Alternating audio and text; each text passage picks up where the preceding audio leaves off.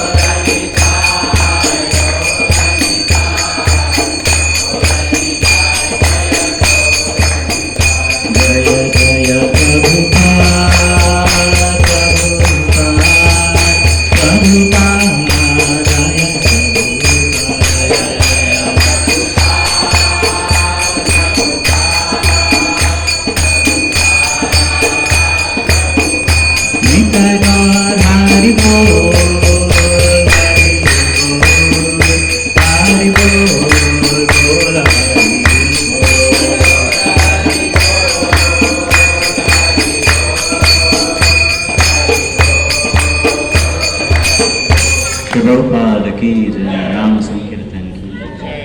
ओम अज्ञानतिमिरान्धस्य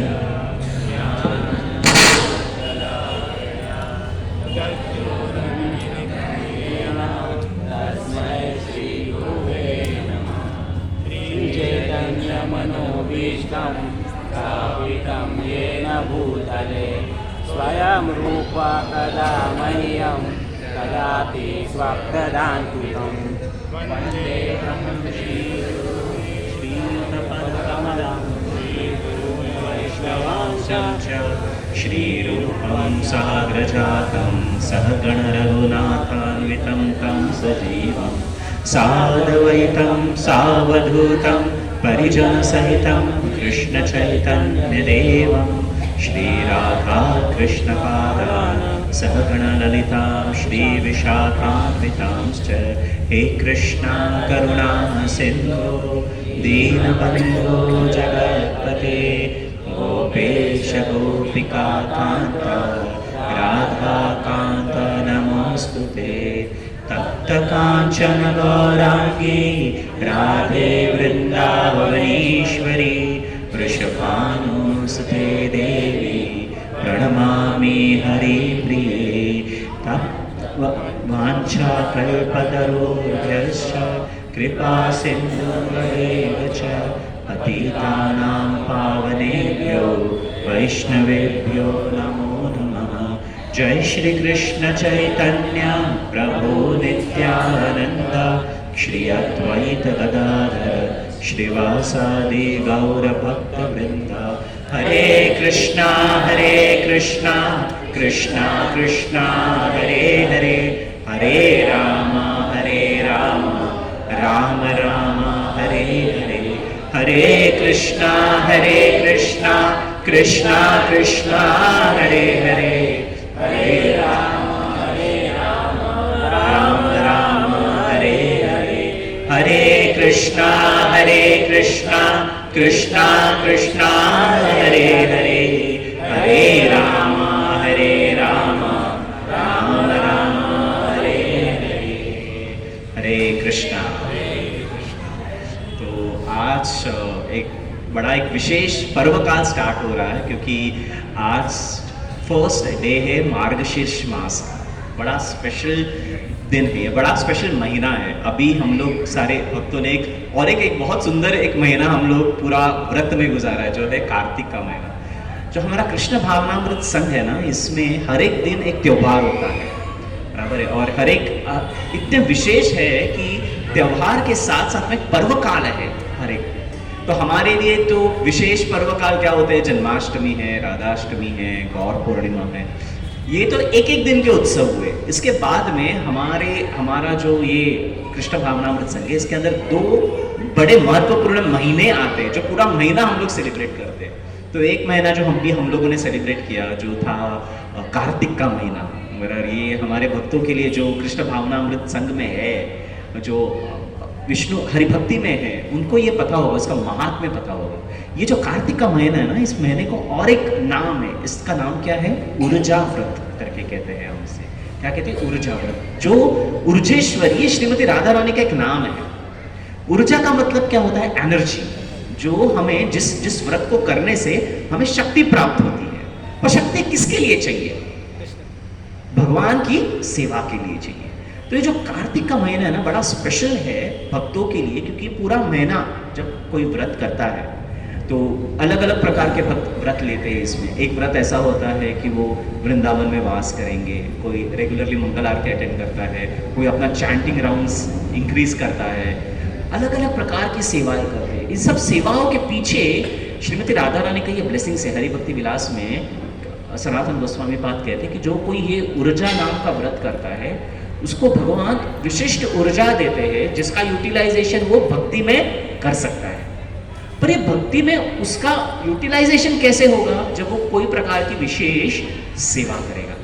तो वैसे तो अलग अलग प्रकार की सेवाएं हैं हमारे शास्त्र में, वैष्णवों की सेवा है, प्रसाद वितरण की सेवा है, पर इन सब में जो सबसे बेस्ट सेवा कौन सी होनी चाहिए, तो उसके बारे में भगवान बताते हैं। कहाँ पे बताते हैं, भागवत गीता में बताते हैं। और क्या बताते हैं ना, वो थोड़ा मैं आपको आगे बताऊंगा, पर अभी फिलहाल हम लोग ये समझेंगे कि एक हुआ कि अभी रिसेंटली हम लोगों ने एक ऊर्जा नाम का व्रत था, जो पूरा महीना सब लोगों ने किया। ये इसको कार्तिक का महीना, ऐसा कौन है यहाँ पे जिसने नहीं किया होगा, शायद एक आध दूसरे कोई नए होंगे, उन्होंने नहीं किया होगा, पर जो कृष्ण भावनामृत में जुड़े हैं उन सबको पता है पूरा महीना।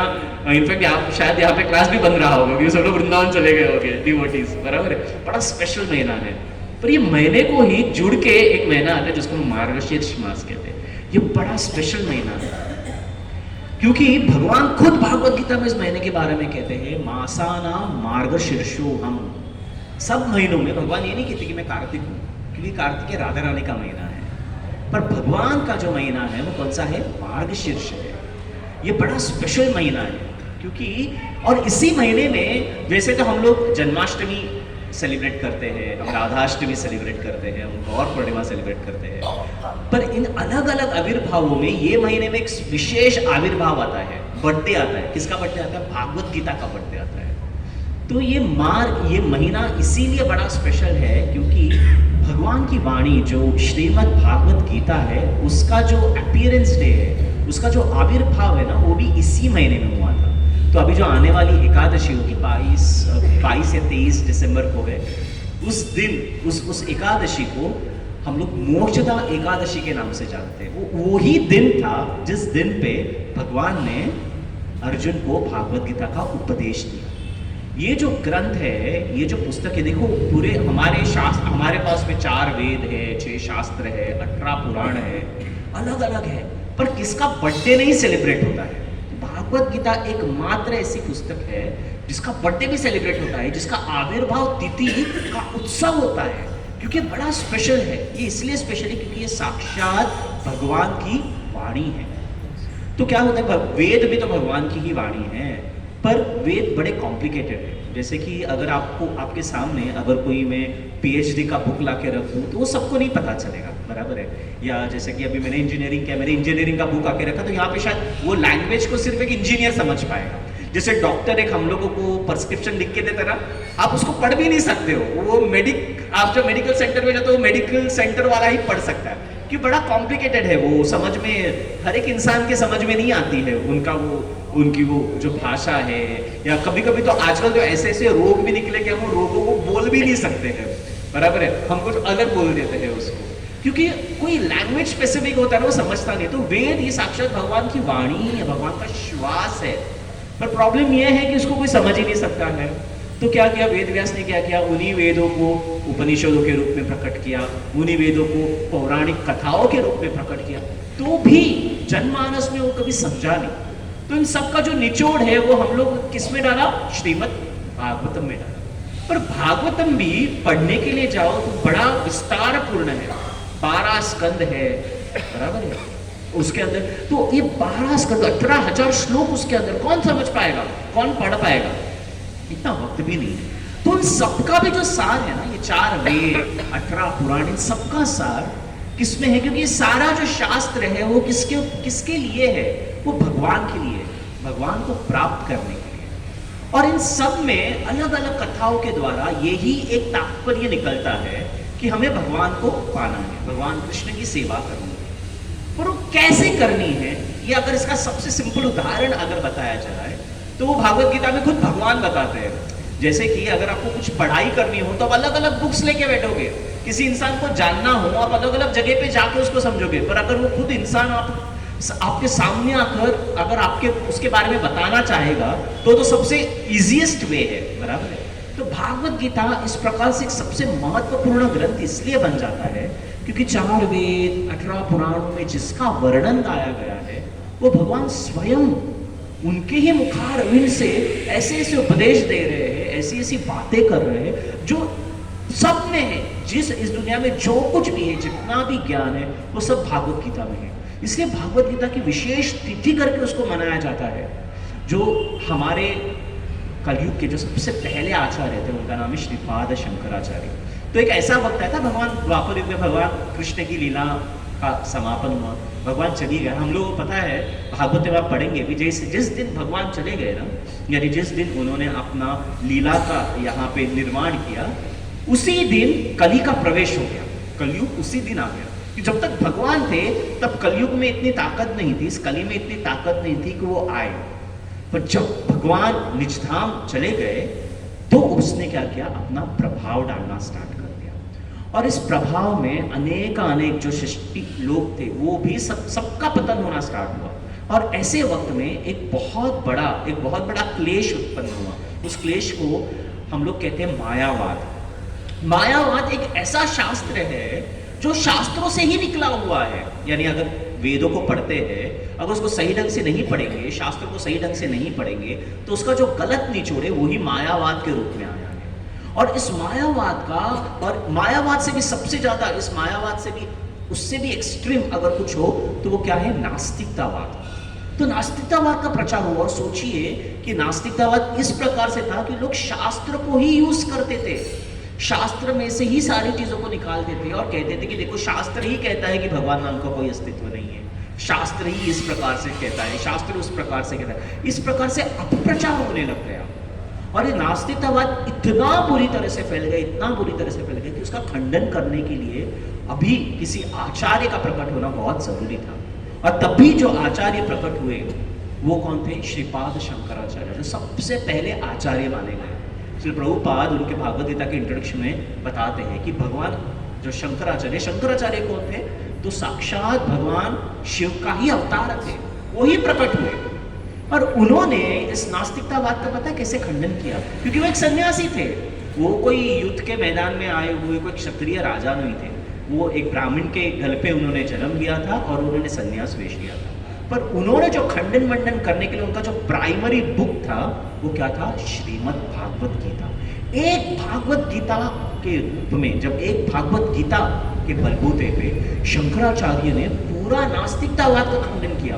और अभी आप जो देख रहे हो ना फिर से सनातन धर्म की स्थापना, वो केवल एक बुक के वजह से है। वो कौन सी बुक है, श्रीमद् भागवत गीता। तो आप देख सकते हैं कि भागवत गीता क्या थी। तो जब भगवान निजधाम चले गए तब भगवान की जो वाणी थी ना, वो भगवान की वाणी ने, आप आज के तारीख में आप जो भी सनातन संस्कृति देखते हैं वो किसकी बदौलत है, पता है, श्रीमद् भागवत गीता की बदौलत है। अभी हम देखते हैं कि अमेरिका में कृष्ण मंदिर है, बराबर है, सब जगह पे कृष्ण मंदिर है। ये किसकी बदौलत है, हमारे श्री प्रभुपाद जी की है, बराबर है। प्रभुपाद जी पूरे दुनिया में गए, सनातन धर्म का प्रचार अगर किसने किया होगा पूरी दुनिया में क्या हुआ, बाकी के शंकराचार्य, बाकी के आचार्य तो आए, पर बाकी के आचार्यों ने क्या किया, वो कहां पे, वो केवल भारत देश तक सीमित थे। सिर्फ भारत देश में वो अपना प्रचार करते थे, पर इस प्रचार को पूरी दुनिया में लेके जाने का काम किसने किया? ऐसी भक्ति वेदांत स्वामी श्री प्रभुपाद ने किया, और उनको बड़ा सक्सेस भी मिला उसके अंदर। तो एक बार वो जब अमेरिका में थे तो वहां के पत्रकारों ने उनको पूछा था ये सवाल कि आपके सक्सेस का कारण क्या है? आप हमें सबको पता है कि भक्ति वेदांत स्वामी प्रभुपाद एक मेव ऐसी हस्ती है कि जिन्होंने केवल 10 साल में विदिन 10 इयर्स 108 मंदिरों की स्थापना करना, पूरी दुनिया में, वो एक जगह पे नहीं, एक देश की बात नहीं करो, एक प्रांत की बात नहीं करो, एंटायर वर्ल्ड। अच्छा, उनकी उम्र कितनी थी? 70 साल, एट एज ऑफ 70। और पूरी दुनिया में कितने बार घूमे पता है वो? 14 टाइम्स, 14 बार। और इतना बड़ा, ये एक इम्पॉसिबल चीज है, कोई नहीं कर सकता है ये, ठीक है, कोई नहीं कर सकता है। फिर प्रभुपाद ने करके दिखाया, और प्रभुपाद को एक अमेरिकन ने तब पूछा कि इसके पीछे का राज क्या है। जैसे कि बड़े बड़े बिजनेसमैन को पूछते ना, आपके इतने धन के पीछे का राज क्या, तो प्रभुपाद को समझा। तो प्रभुपाद ने बहुत सुंदर जवाब दिया। प्रभुपाद ने बोला, एक तो मेरी गुरु की कृपा है, और दूसरा मैंने जो मेरे मुंह से ना Bhagavad Gita as it is बोली, उसके वजह से इतने सारे भक्त बने। यानी क्या बोलते, मैंने भागवत गीता जो लोगों को प्रचार किया ना, मैंने जैसे भागवत गीता दी वही लोगों को बताई। यानी कृष्ण की वाणी सबसे बेस्ट तरीके से पहुंचाने का काम अगर किसने किया था तो ऐसी भक्ति वेदांत स्वामी ने किया। और प्रभुपाद कहते हैं कि ये किसकी बदौलत है? ये भागवत गीता की बदौलत है, भागवत गीता की वजह से हुआ, क्योंकि मैंने इसका प्रचार सही ढंग से यथारूप किया। ऐसा नहीं था कि प्रभुपाद आने से पहले अमेरिका में कोई दूसरे लोग नहीं गए, स्वामी विवेकानंद जी गए, अलग अलग बड़े बड़े आचार्य गए थे, पर उनको ना कोई एक देश में हो गए, एक जगह पर उन्होंने कॉन्फ्रेंसेस ली। प्रभुपाद को बहुत बड़ा सक्सेस मिला। इसका कारण प्रभुपाद यही कहता है कि मैंने क्या किया, मैंने भागवत गीता यथारूप प्रकट की। ये गीता का महात्म्य है जो हमें पता चलता है कि अगर देखो, हम सब हमारे जीवन में एक ही चीज चाहते हैं, वो है सक्सेस। वो सक्सेस क्यों चाहते हैं, वो प्रगति क्यों चाहते हैं? ताकि हम खुश रहें हमारे जीवन में। पर वो खुशी कैसे मिले वो किसी को पता नहीं है। वो इसलिए पता नहीं क्योंकि हमारे पास जीवन तो है, पर ये जीवन को चलाने का हमारे पास मार्गदर्शन नहीं है। उदाहरण के तौर पे मैं आपको देता हूँ कि आपको अगर मैंने वॉशिंग मशीन ला के दे दी या कंप्यूटर ला के दे दिया, अगर आपको पता नहीं है उसको कैसे चलाना है, तो आप उसको चला पाएंगे क्या? उसको नहीं चला पाएंगे, बराबर है। तो क्या होता है, जब आप लैपटॉप खरीदते हो या जब आप कोई भी मशीन खरीदते हो घर के लिए, कोई घर के अप्लायंसेस खरीदते हो, तो उसके साथ क्या आता है? एक पुस्तकी आती है, उसको हम लोग इंस्ट्रक्शन मैनुअल कहते हैं। उसमें लिखा रहता है इस मशीन को कैसे चलाया जाए। तो वॉशिंग मशीन को अगर आपको चलाना है तो उस पुस्तक को अगर पढ़ेंगे ना तो उसमें लिखा रहता है। हाँ, हालांकि अभी यूट्यूब पे भी आता है, that is a different story. पर बेस्ट क्या है, आप उस पुस्तकी को पढ़िए, उस इंस्ट्रक्शन मैनुअल को पढ़िए, तो आपको पता चल जाएगा कि मशीन को कैसे चलाना है। तो जो हमारा देहरूप मशीन है, जो हमारा जीवन है, उसको कैसे चलाया जाए, तो उसका जो इंस्ट्रक्शन मैनुअल है ना, वो है हमारी भागवत गीता। ये बड़ी विशेष है, it is book of life Prabhupada कहते हैं, जिसको भी जीवन जीना हो। तो ये कोई केवल भक्तों के लिए नहीं है, सबके लिए है। और अगर सब देखेंगे, हम सबको है ना जीवन में मार्गदर्शन चाहिए रहता है। वी ऑल वांट कि कोई तो है गाइडेंस मिले हमको हमारे जीवन में, और जब एक सही गाइडेंस नहीं मिलता है तो क्या होता है, हम भटक जाते हैं। अक्सर ऐसा देखा जाता है कि लोगों को जो अनसक्सेस होते हैं लोग उनके जीवन में, वो क्यों होते हैं? उनके पास सब होता है, उनके पास भी 2 आंखें हैं, 2 पैर है, 2 हाथ है, उनके पास भी एक बेसिक सी नौकरी है, वो भी कमाते हैं, वो भी उनके परिवार को पाल रहे, पोस रहे हैं। पर ये सब होने के बावजूद भी आप देखोगे सब लोग बड़े दुखी हैं, दे आर नॉट हैप्पी। कुछ तो चीज की कमी होगी। ऐसा तो नहीं है कि सब किसी का बस कुछ भी नहीं है। अगर हम देखे जाए, अगर हमको देखा जाए, हमारे जीवन को देखा जाए, तो आज हमारे जीवन में हमारी बेसिक नेसेसिटीज पूरी करने इतना तो हम कमा ही लेते हैं सब लोग, बराबर है। आप 2 वक्त का खाना खा लेते हो, एक बेसिक सी नौकरी कर लेते हो, सब कुछ है। तो भी आप देखोगे कि आपका जीवन है ना कहीं पे एक मार्गदर्शन की कमी होती है। और उस मार्गदर्शन के लिए हम क्या करते हैं, तो कभी कभी क्या होता है ना, लोग गलत गुरुओं के नाद में फंस जाते हैं। गलत लोगों के बीच में फंस जाते हैं और बाद में इतनी बुरी तरह से फंसते हैं कि उससे बाहर ही कभी निकल नहीं पाते हैं। कभी कभी ऐसा होता है कि ज्योतिषी के पास बड़ी बड़ी लाइनें लगते हैं, बराबर है, कि हमको ये नहीं मिल रहा, हमको वो नहीं मिला, तो ज्योतिषी क्या करते हैं, उनको अलग अलग सिचुएशंस में फंसा देते हैं। आप ये करिए, आप ऐसा करिए, और वो सब करने के बाद में अल्टीमेटली क्या होता है, फ्रस्ट्रेशन आ जाता है लोगों को। क्यों? क्योंकि वो करने के बावजूद भी कुछ होता नहीं है, बराबर है। त्र्यंबकेश्वर में जाके 25,000 की पूजा कर दीजिए, आपको काल सर्पदोष चला जाएगा, और ये पूजा कर दीजिए, आपका वैसा हो जाएगा। पर क्या होता है ना, इतना सब डालने के बावजूद भी उसका रिजल्ट नहीं मिलता। उसके लिए जो सबसे सोपा, सबसे इजी अगर कोई बेसिक वाला उपाय होगा, तो ये सब करने से अच्छा है आप एक छोटी सी, देखो सब जगह पे इन्वेस्टमेंट तो कर ही रहे हैं आप, बराबर है, everywhere you put some money, पर उसका चाहिए वैसा मोल नहीं मिलता है। पर भागवत गीता बुक, एक छोटे से बुक में एक छोटा सा इन्वेस्टमेंट कर दीजिए, उस बुक को आपके घर पे लाइए और उसको किसी भक्त के मार्गदर्शन में, अभी मैं क्यों भक्त का मार्गदर्शन कह रहा हूँ, क्योंकि जब ये मशीन आती है ना, वॉशिंग मशीन आपके घर पे, तो दूसरे दिन एक इंजीनियर भी आता है आपको बताने के लिए कि इसको कैसे ऑपरेट करें। तो भागवत गीता इंस्ट्रक्शन मैनुअल तो रहती ही है, पर इंस्ट्रक्शन मैनुअल को भी समझने के लिए देयर इज अ टीचर, बराबर है। तो ये दोनों की जरूरत रहती है। प्रभुपाद क्या बोले थे, उनके सक्सेस का कारण क्या है, दो कारण दिए थे प्रभुपाद ने। पहला कारण था गुरु की कृपा और दूसरा कारण था भागवत गीता।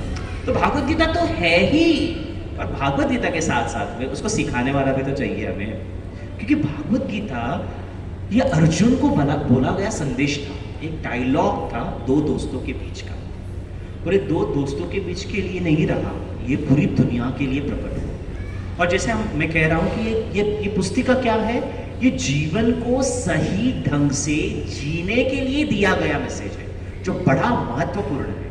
अगर हम देखेंगे भागवत गीता कहाँ पे बताई गई थी, वो ऐसे किसी मंदिर में बताई गई थी क्या? नहीं, बराबर है। वो किसी सत्संग हॉल में बताई गई थी क्या? नहीं बताई गई थी। कहाँ पे बोली गई थी भागवत गीता? भागवत गीता का उदय स्थान क्या है? श्री वृंदावन धाम में बताई गई थी? नहीं, बराबर है।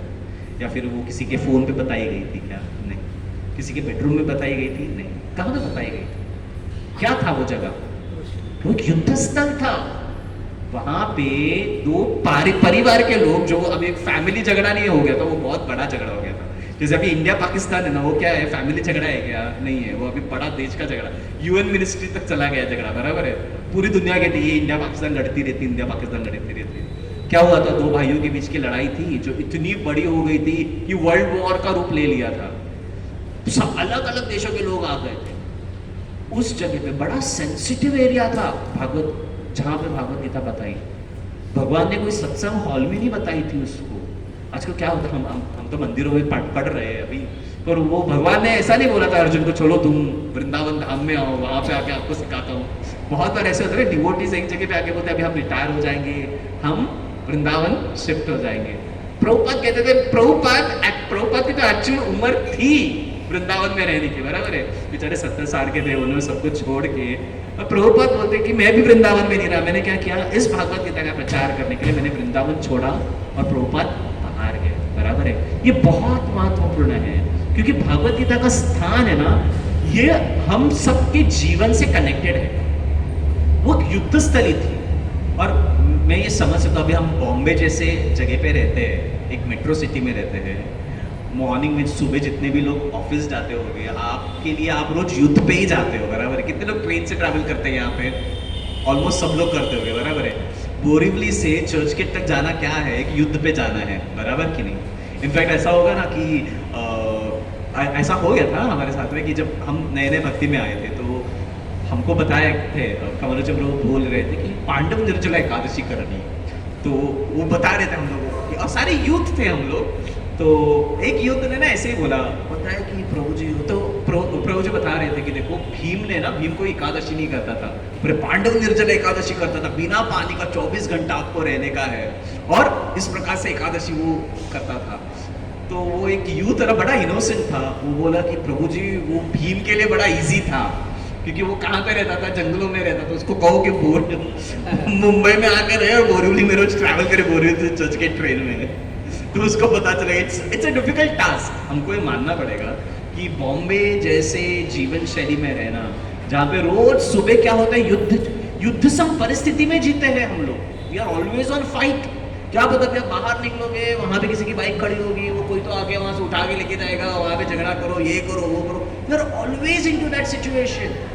तो भगवान ने ना ये जो स्थान चूज किया ना भागवत गीता बोलने का, ये बड़ा सही स्थान चूज किया। अच्छा, अर्जुन की परिस्थिति देखी जाए तो कैसी थी? वो भी कोई साधारण परिस्थिति नहीं थी। सोचिए, आपके घर में आपको अगर बोला जाए, अगर मैं आपको कहता हूँ यहाँ से चाकू लेके जाओ और आपके घर में आपके मम्मी डैडी को मार डालो, या आपके किसी को मार डालो, कोई इजी सिचुएशन है क्या? आपके खुद के लोग, आपने जिनसे सीखा, आपके गुरु आपके सामने खड़े हैं, आपके माता पिता आपके सामने खड़े हैं, आपके ससुर आपके सामने खड़े हैं, आपके भाई आपके सामने खड़े हैं, और उनके साथ युद्ध करना, उनको युद्ध में मार डालना है। इमेजिन करो, ये सिचुएशन भी कोई इमेजिन नहीं कर सकता है। हम लोग हमारे सपने में भी नहीं सोच सकते हमारे अपनों को मारने के लिए। तो अर्जुन जिस सिचुएशन में था ना, वो सबसे वर्स्ट सिचुएशन। हम तो उतनी बुरी सिचुएशन में भी नहीं है, हमको किसी को मारना वगैरह नहीं है, पर उस सिचुएशन में यानी कितनी बड़ी विडंबना होगी अर्जुन के ऊपर, हम समझ सकते हैं। और ऐसे सिचुएशन में it's a very sensitive situation, और एक इजी सिचुएशन नहीं है। उसको एक बहुत इंपॉर्टेंट चॉइस करनी है उसके लाइफ में। और अगर हम देखें ना हमारे जीवन में, हम भी हमारे जीवन में कहीं पे भी रुकते हैं ना, तो चॉइस के लिए रुकते हैं, क्योंकि we are always confused. Confusion है ना, ये सबसे बड़ा प्रॉब्लम है। अर्जुन उस जगह पे, भागवत गीता का जो सेकंड चैप्टर है, वहां पे अर्जुन यही बोलता है, कार्पण्य दोषो उपहत स्वभाव पृच्छामि त्वं धर्म सम्मूढ़ चेता। मुझको नहीं समझ में आ रहा है मैंने अभी क्या करना चाहिए। पूरा फर्स्ट चैप्टर देखे तो अर्जुन रो ही रहा था, अलग अलग उसने कारण दिए कि नहीं युद्ध करना है, नहीं युद्ध करना है। और सबसे लास्ट जो कारण था ना, वो यही था कि अभी मेरे को नहीं समझ रहा मैंने क्या करना चाहिए। और हम हमारे पूरे जीवन में है ना, हम लोग ऐसे सिचुएशन में ही रहते हैं, हम लोग एक कंफ्यूज स्टेज में ही रहते हैं। जैसे कि अगर आप खुद के जीवन का अगर एनालिसिस करेंगे तो पता चल जाएगा, जो महत्वपूर्ण स्टेज होती है ना हमारे लाइफ में, उसमें हम सब कंफ्यूज ही होते हैं। जैसे कि जब आपको एजुकेशन लेना पड़ा, अगर यहाँ पे यूथ बैठे हो तो उनको पता होगा किस कॉलेज में जाना है, बहुत बड़ा कंफ्यूजन होता है, इसमें जाए या उसमें जाए, कौन सी फैकल्टी ले, ये फैकल्टी ले या वो फैकल्टी ले, बराबर है। हम लोग अलग अलग सिचुएशन, शादी का बहुत बड़ा कंफ्यूजन होता है, इससे शादी करे उससे शादी करे, बराबर है, ये करे या वो करे। अरे बेसिक से बेसिक चीज, आप कहीं पे अगर हम सब्जियां भी लेने जाते हैं ना बाहर, अगर माता जी लोग जाते हैं वो भी कंफ्यूज ही रहती है, ये सब्जी ले ये सब्जी ले, बराबर है, इस भैया से ले या उस भैया से ले। कंफ्यूजन इज एवरीवेयर, हर एक छोटी सी छोटी चीज, कौन सी सब्जी लेने खरीदने वाली चीज, उसमें भी हम कंफ्यूज ही रहते हैं। कंफ्यूजन होना बुरी बात नहीं है, बहुत अच्छी बात है। अच्छा, क्या था, जब मैं एक बार कमल जी प्रभु के पास गया था, तभी ऐसी बात हुई थी, तो मैं भी मेरे करियर से रिलेटेड पूछने के लिए था, प्रभु जी को मैंने वही पूछा था कि प्रभु जी आई एम वेरी कंफ्यूज, मेरे को नहीं समझ रहा। प्रभु जी बोले बहुत अच्छी बात है तुम कंफ्यूज हो, क्योंकि तभी वो यही बोला था, देखो भागवत गीता का उदय किससे हुआ था? कंफ्यूजन से हुआ था।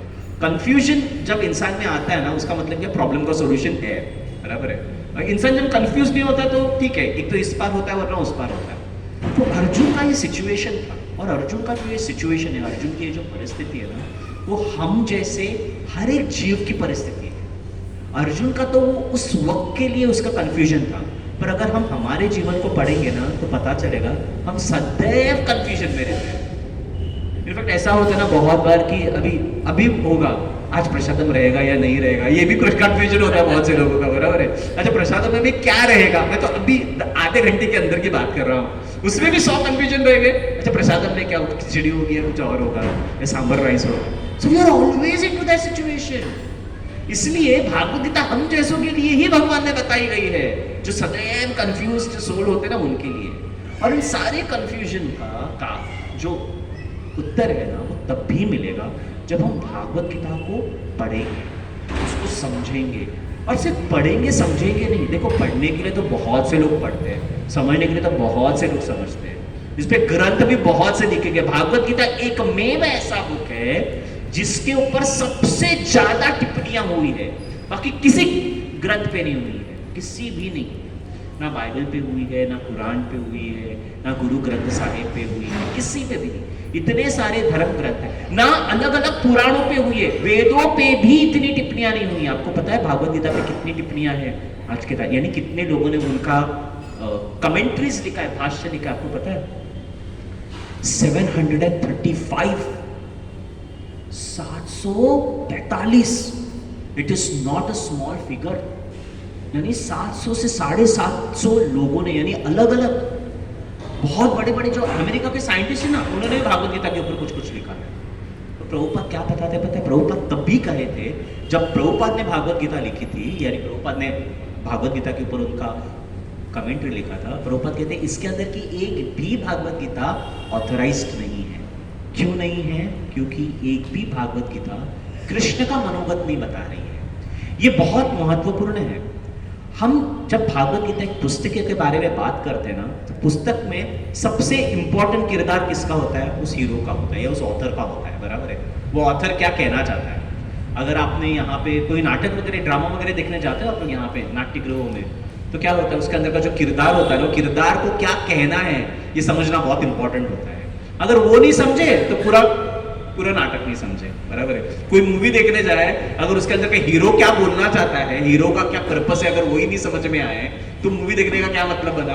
कोई मतलब नहीं बनता, बराबर है। उसी प्रकार से भागवत गीता को पढ़ने का तब भी मतलब बनता है जब भागवत गीता कहने वाला कौन है? भागवत गीता कहने वाले भगवान श्री कृष्ण।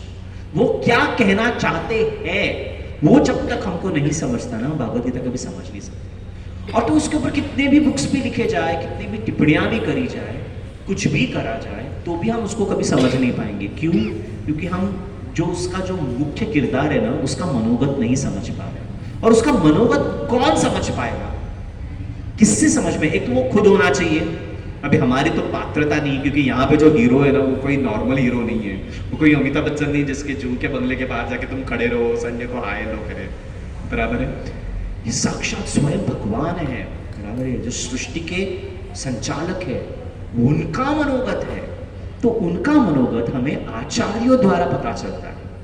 और कौन से आचार्य? जो सही परंपरागत आचार्य है उनके द्वारा। क्योंकि आचार्य भी बोला जाए तो आचार्य तो बहुत सारे होते हैं, गुरु संत बहुत सारे होते हैं, पर ऐसे संत जो डायरेक्टली ये नॉलेज भगवान कृष्ण से आ रहा है, भगवान कृष्ण भागवत गीता के 4थे अध्याय में बताते हैं ये नॉलेज मैंने किस किस को दिया। तो एवं परंपरा प्राप्त विदम राजर्षयो, भगवान कहते हैं कि इस प्रकार से जो परंपरा में आ रहा है, इस परंपरा की कड़ी में हमारे भक्ति वेदांत स्वामी श्रील प्रभुपाद आते हैं। और वो जब भागवत गीता के ऊपर टिप्पणी कर रहे हैं, इट इज ऑथराइज्ड टिप्पणी, यानी जो एक्चुअल हीरो का मनोगत है ना, उसी को प्रकट किए हैं प्रभुपाद। जिसमें प्रभुपाद कहते हैं, भागवत गीता के नीचे लिखा है एज इट इज, या हिंदी में उसको कहते हैं यथारूप, मराठी में उसको कहते हैं जशी आहे तशी। इसका मतलब क्या? एज इट इज क्या है? जो है उसको ही प्रेजेंट किया गया है। तो ये बड़ी महत्वपूर्ण है। तो एक है कि भागवत गीता का अपना विशेष महत्व है, दूसरा उस भागवत गीता द्वारा आचार्यों ने क्या प्रेजेंट किया, ये भी बहुत महत्वपूर्ण है। अब इन सब का उद्देश्य क्या है? हमको भागवत गीता हमारे जीवन में उतारनी है। तो उतारने के तो वैसे अलग अलग प्रोसेसेस है। एक है जो हम लोग अलग अलग प्रकार के साधना लेते हैं, बराबर है। भगवान कहते हैं भागवत गीता में कि क्या करना चाहिए भक्ति को प्राप्त करने के लिए। मन मन भावो मद भक्तो मद याची मानमस्कुरु, अलग से भगवान का बहुत सुंदर उपदेश है। भगवान कहते हैं कि मेरे को प्रणाम करो, मेरे को पुष्पार्पण करो, बराबर है, मेरे बारे में चिंतन करो, मेरे बारे में मनन करो। तो उसको हम लोग क्या करते हैं, नाम रूप से जो हम लोग हरे कृष्ण चैंटिंग करते हैं ना, वो चैंटिंग के द्वारा हम उसको करने की कोशिश करते हैं। हम ऐसे अलग अलग प्रकार के नियमों को धारण करते हैं। पर इन सब अलग अलग प्रकार के नियमों को भी धारण करने में जो सबसे महत्वपूर्ण है कि भगवान का इसका उद्देश्य क्या है हमारे जीवन में। इसका उद्देश्य एक ही है कि हमें भगवान की भक्ति प्राप्त। पर भगवान की भक्ति प्राप्त होगी कैसे, इसके बारे में भी भगवान खुद भागवत गीता में कहते हैं। भगवान कहते हैं, भगवान ने बहुत सुंदर एक श्लोक कहा है भागवत गीता, जो मैं चाहता हूं कि हम सब पढ़ेंगे आज मेरे साथ में, क्योंकि ये बहुत महत्वपूर्ण संदेश है। भागवत गीता के अंत में भगवान ने एक सुंदर श्लोक बताया है। वो श्लोक इस प्रकार से है, आप मेरे पीछे उसको दोहराइएगा। य इदं परमं गुह्यं मद्भक्तेष्वभिधास्यति विदधति भक्तिमयीं परं कृत्वा भक्तिमयि परं कृत्वा मम एवष्यति संशयः। तो भगवान ने जो ये भगवान भागवत गीता का जो अंत है, तो 18th चैप्टर है ना, बड़ा महत्वपूर्ण चैप्टर है, क्योंकि इसके अंदर भगवान के दो उपदेश हैं। एक उपदेश ऐसा है जिसमें अर्जुन को पूरी भागवत गीता सुनाई भगवान ने। प्रथम अध्याय तो अर्जुन के रोने धोने में गया, दूसरे अध्याय को तो बड़ा सांख्य योग में भगवान ने बहुत सारी चीजों को बताया, कर्म योग है तीसरे चैप्टर में, अलग अलग प्रकार के योगों को समझा के अर्जुन का कंफ्यूजन कोई दूर नहीं हो रहा था। और 18th चैप्टर 18वें अध्याय तक भी पहुंचने के बाद में अर्जुन कंफ्यूज ही था लास्ट में, क्योंकि क्या होता था, अगर आप देखोगे ना, हर एक चैप्टर के स्टार्टिंग में ना अर्जुन फिर से दो सवाल पूछते कि ये करना चाहिए, ये बेस्ट है या ये बेस्ट है। तो भगवान बोलते थे इसमें से ये बेस्ट है, उसमें से तो कर्म बेस्ट है या संन्यास बेस्ट है। तो भगवान कहते हैं कि संन्यास बेस्ट है। भगवान तो अर्जुन बोलते संन्यास बेस्ट है, तो कर्म क्यों करने के लिए कहते हैं। तो भगवान बोलते अरे तुम इस प्रकार से कर्म करो, उस प्रकार ऐसा कंफ्यूज ना, सब जा रहा है। तो 18वें अध्याय तक पहुंचते ना, ये हमारे और एक आचार्य बने जिनका नाम है विश्वनाथ चक्रवर्ती ठाकुर। तो वो अंदर के जो भगवान का और अर्जुन का, जो ऑब्वियसली बाहर कॉन्वर्सेशन में नहीं है, ये भाव है, उस भाव के अनुसार बोल रहे। तो अर्जुन का भाव 18वें अध्याय तक पहुंचते अर्जुन का भाव ऐसे हो जाता है, अर्जुन अभी एकदम थक गया है भगवान के अलग अलग सुन के। तो भगवान बोलते ये कर, पहले सांख्य योग कर, तुम शरीर नहीं है, तुम आत्मा हो, अभी आत्मा के सर पे कर्म करो, ये भी नहीं जमता, तुम योग करो, योग भी नहीं करता, तुम ऐसा करो वैसा करो। इतना अर्जुन को कंफ्यूज कर दिया कि लास्ट में अर्जुन आगे भगवान को कहता है कि बस तुम जितने भी कुछ बताए ना, मेरे को एक इंस्ट्रक्शन दो, just give me one instruction, एक चीज बोलो मैं क्या करूं। मुझको बहुत सारी चीजें नहीं समझ में आती है। हम हो सकते हैं ना, बहुत इतना बड़ा सुनने के बाद में अर्जुन भी कंफ्यूज स्टेट में। तो एट लास्ट भगवान उसको एक ही काम करने के लिए, भगवान क्या बोले, सर्वधर्मान परित्यज्य मां एकम शरणं व्रज अहम त्वाम सर्व पापेभ्यो मोक्षयिष्यामि मा शुचः। भगवान कहते हैं कि ठीक है, तो कुछ भी नहीं करता, कुछ भी मत कर, एक काम कर, मेरे चरणों में शरणागति ले, डू दैट वर्क, ये तो तू कर सकता है। तो अर्जुन का डायरेक्ट सवाल था भगवान से। अभी ये कॉन्वर्सेशन हमारे आचार्यों ने बताया कि आपको शरणागत करोगे, पर आने वाला जो पाप है, बाकी के आप बोलते सारे धर्मों को त्याग दो, सर्वधर्मान परित्यजे माम एकम शरण, तुम अकेले को शरण आओ, तो बाकी का सब चीजों के बारे में क्या होगा, उससे लगने वाले पापों का क्या होगा। इसलिए भगवान बाद में कहते हैं हम तुम सर्व पापे, डोंट वरी, मोक्षयिष्यामि मा शुचः। इसके अंदर सबसे इंपॉर्टेंट क्या वर्ड है पता है, मा शुचः। मा शुचः का मतलब क्या है, do not worry. Bhagavad Gita को आपको अगर समझना हो सिर्फ दो शब्दों में, तो उसका दो शब्दों का अर्थ यही, मा शुचः, इस शब्द को समझिए। पूरी भागवत गीता जब आप पढ़ोगे ना, उसका निष्कर्ष इतना ही आएगा कि हमको पता चलता है हम जीवन में बहुत सारी चीजों के बारे में चिंता करते रहते हैं, जीवन में केवल चिंता ही करते हैं, उससे आगे और कुछ करते ही नहीं, worry worry worry worry worry. इससे ही हमको बाहर निकलना है, तभी हम भागवत गीता को भी समझ पाएंगे, तभी हम जीवन में खुश भी हो पाएंगे। और वो क्या है, हमको इस वरी को ना निकाल देने का है। वैकुंठ, भगवान के धाम को वैकुंठ बोला जाता है। आपको पता है क्यों वैकुंठ बोला जाता है? क्योंकि वैकुंठ का अर्थ क्या होता है, विगत कुंठ इति वैकुंठ। कुंठ यानी क्या होता है, ये जो वरी, ये जो चिंता होती है ना हमें, कल क्या होगा, ये बहुत बड़ा टेंशन है, बराबर है। आपको पता होगा, आपके माता पिता आपको यही बताते होते हैं कि अरे कल के बारे में सोच, कल के बारे में सोच। जो शेयर मार्केट चलता है वो कल के ऊपर ही बेस चलता है। जितने भी बिजनेसमैन है वो आज में कोई जीता ही नहीं है। हर इंसान जो जीता है वो कल में ही जीता है, बराबर है। केवल भक्त है वो आज में जीते हैं, क्योंकि भक्तों के लिए जो समय होता है ना, उस कांस्टेंट चलता रहता है। वैकुंठ में है ना, वैकुंठ में समय आज है, वैकुंठ में समय कल या परसों था ही नहीं। There is no past, there is no future, there is only present. तो ये प्रेजेंट मोमेंट में जो जीना है, यानी अभी में जो जीना है ना, वो आपको केवल और केवल भागवत गीता सिखाती है, और कोई ग्रंथ नहीं सिखा सकता है। बाकी के ग्रंथ हमें क्या सिखाते हैं, पुराण हमें क्या सिखाते हैं, आप ये करो, आपने शायद गए जन्म में कोई पाप किया होगा, ये करने से, इस मंदिर में प्रदक्षिणा करने से, इस ब्राह्मण को दान देने से आपके ये पाप चले जाएंगे, ये पुण्य संचय होगा। इस प्रकार से आपको अलग अलग चीजें दी जाती है। ये सब क्या है, ये सब कर्मकांड क्या है बेसिकली, ये क्या है, आपको एक तो पास्ट में आपने जो भी किया है आपके जीवन में, उस पाप से मोक्ष प्रदान करना है, और आने वाले जीवन को सुधारना करना है, पर अभी का क्या, अभी क्या करना चाहिए, बराबर है। ठीक है, दान, अलग अलग प्रकार के दान करने से तो हम हमारा पास्ट का जो भी है वो क्लीन कर रहे हैं, फ्यूचर को हम अच्छा बना रहे हैं, पर हमारे प्रेजेंट का क्या, प्रेजेंट में क्या करना ना, ये हमें भगवान भगवद गीता में सिखाते हैं, किस प्रकार से करना चाहिए, क्या करना चाहिए। और ये सब करने में ही हम भक्ति का सबसे उत्तम उदाहरण प्रस्थापित कर रहे हैं। और उसमें भी भगवान ये बताते हैं कि इन सब में भी भगवान ने तो भक्ति के भी अलग अलग वैरायटीज बताई है, पर इसके अंदर की पराभक्ति कौन सी है, भगवान कहते हैं पराभक्ति वो है जिसे भगवान कहते हैं यह इदम, ये जो मैं अभी तुमको बता रहा हूं ना अर्जुन, ये जो नॉलेज तुम्हें दे रहा हूं, ये नॉलेज का जो दूसरों को प्रचार करता है वो उससे बड़ा कोई मेरा भक्त नहीं है। तो भगवान ने तो भक्तों की भी कैटेगरीज बता दी, और उसके अंदर सबसे उत्तम भक्त कौन है, भगवान कहते हैं वो भक्त है जो मेरे इस नॉलेज को ना लोगों तक पहुंचाता है। तो भागवत गीता आप पढ़ोगे, आप आपके जीवन में उतारोगे, पर भागवत गीता का एक्चुअल बेनिफिट तब होगा जब आप उसको दूसरों को दोगे, दूसरों को भी हेल्प करोगे उसके अंदर, तब एक्चुअल तरीके से आप भागवत गीता को सच्ची में समझ पाओगे। ये भी बहुत महत्वपूर्ण है। देखिए, भगवान ने जब भागवत गीता सुनाई ना अर्जुन को, वो युद्ध के मैदान में सुनाई, तो अर्जुन तो केवल निमित्त था, सबके लिए थी Bhagavad Gita, it was for everybody.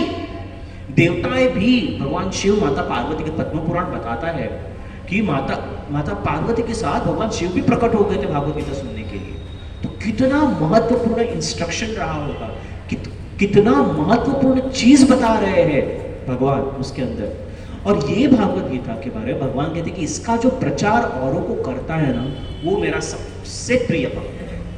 तो अभी इसको हम कैसे कर सकते हैं, अगर हम हमारे जीवन में देखा जाए तो हमें क्या करना चाहिए। सबसे पहला तो इंस्ट्रक्शन ये है कि हमें हमारे जीवन में उतारना चाहिए, बराबर है। अर्जुन ने क्या किया, उसको जीवन में उतारा।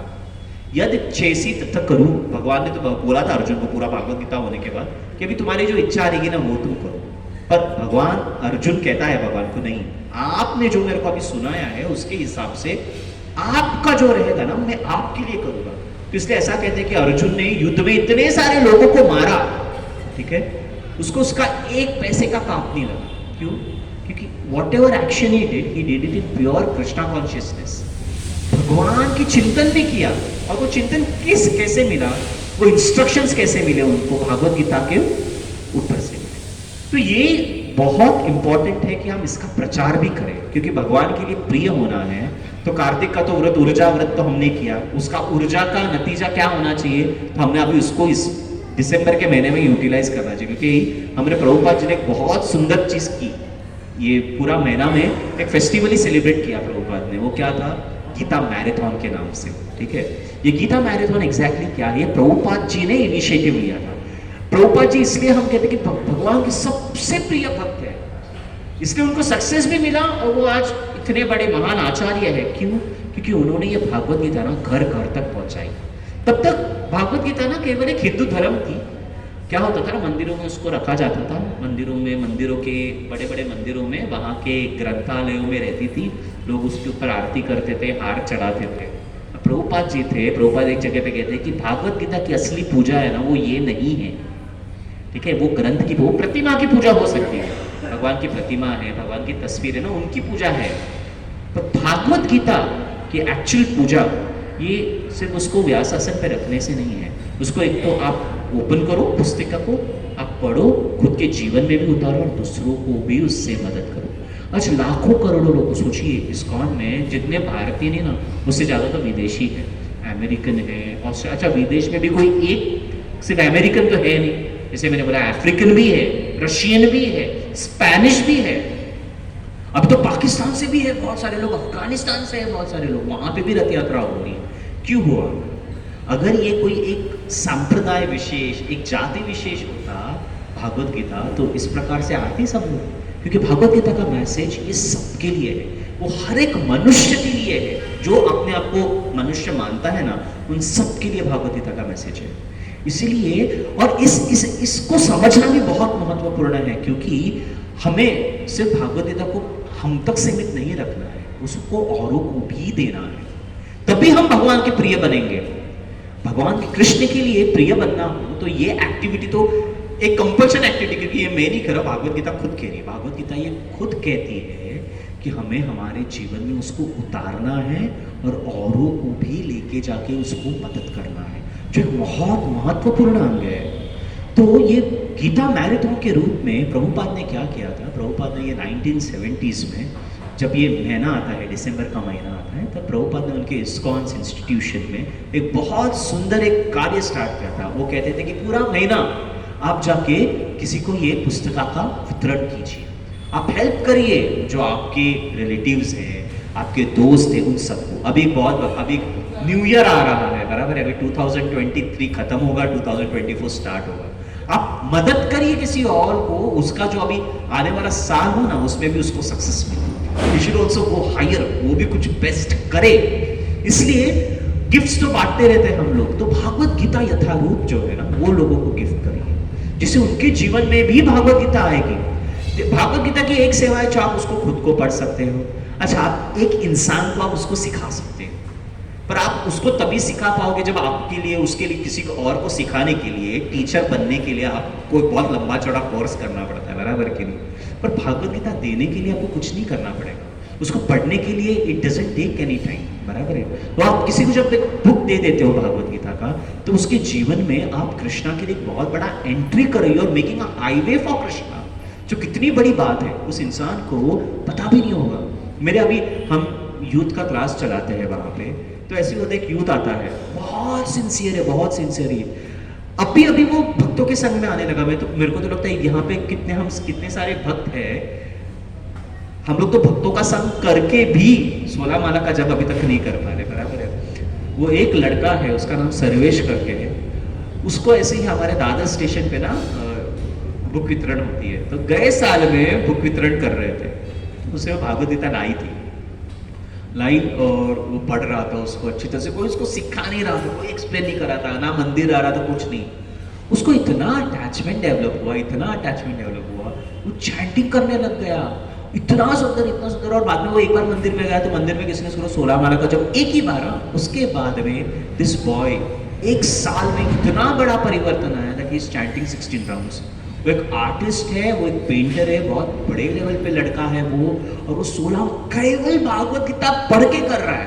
पर अभी देखो उसके अंदर भी ऐसा हो कि उसको अभी मन से लगता है कि नहीं, मैंने भागवत गीता सीखनी चाहिए। तो अगर बोलते पता नहीं मेरे को ये 16 राउंड्स कैसे मेरे हाथ में आया, क्यों मैं कर रहा हूँ, उसको कुछ नहीं पता था। आई वॉज शॉक्ड टू सी। मैं बोला अरे ये कितना, ये क्या होता है, हम कॉन्ग्रीगेशन क्लास चलाते हैं, हम लोगों को बोलते रहते करो जप करो, तो भी लोग नहीं करते।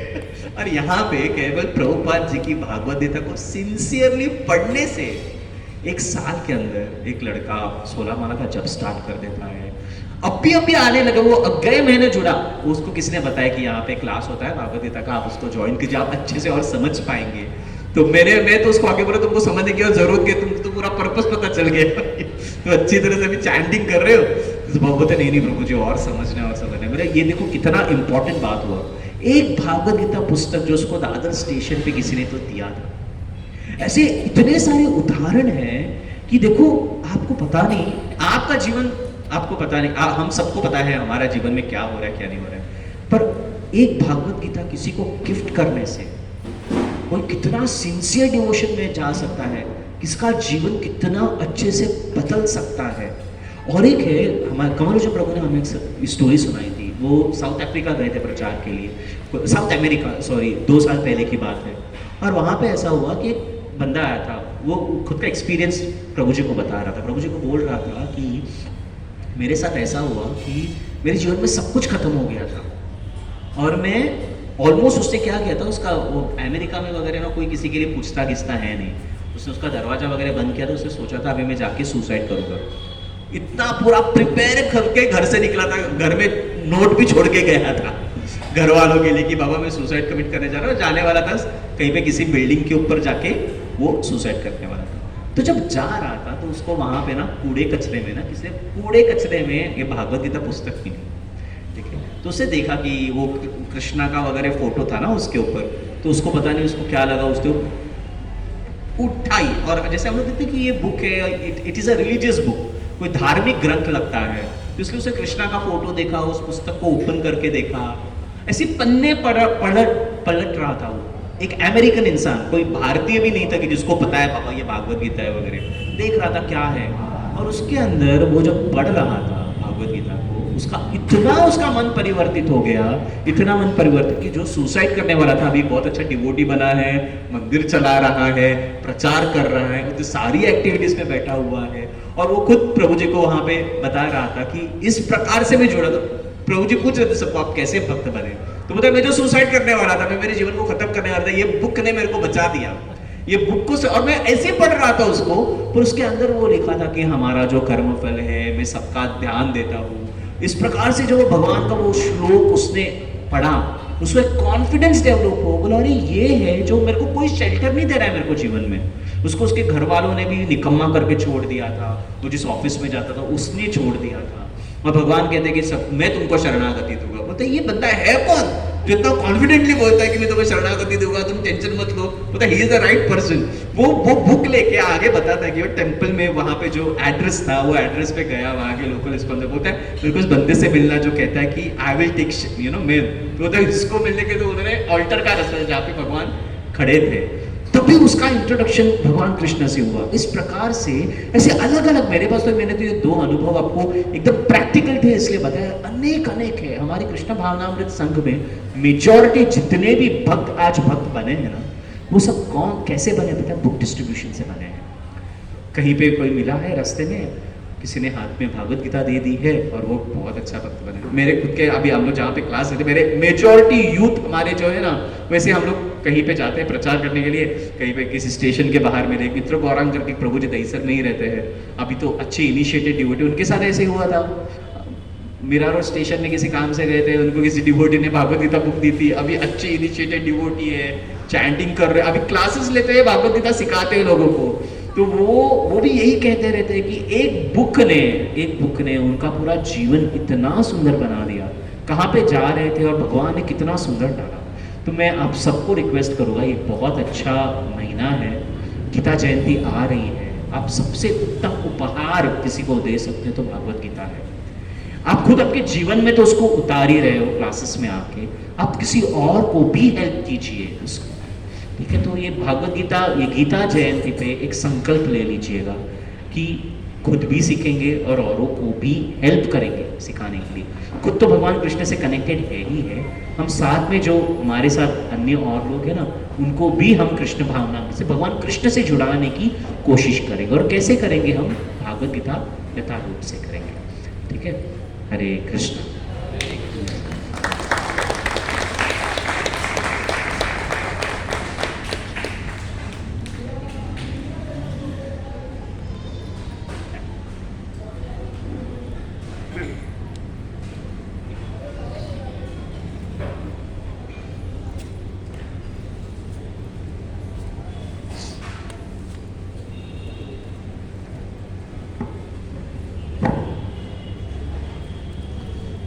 हरे कृष्णा कृष्णा कृष्णा हरे हरे, हरे राम राम राम हरे हरे।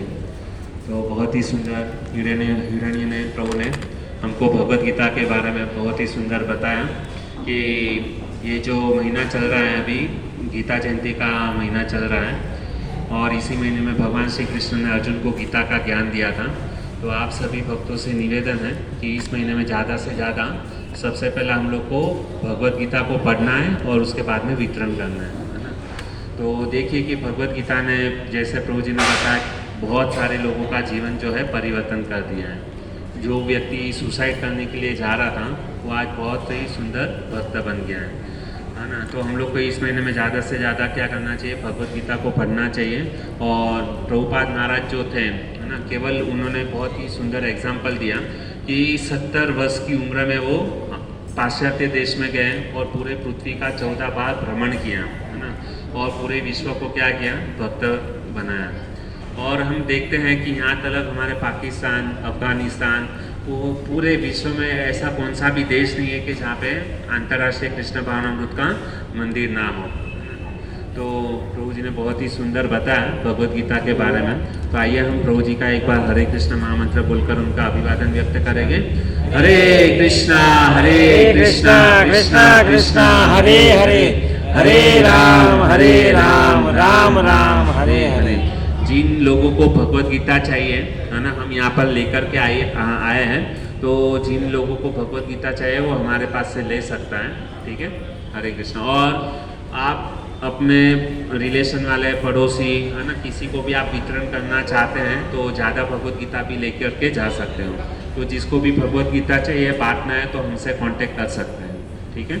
अभी हम सब लोग साथ में बैठ करके ये माला जप करेंगे, ठीक है। हरे कृष्ण।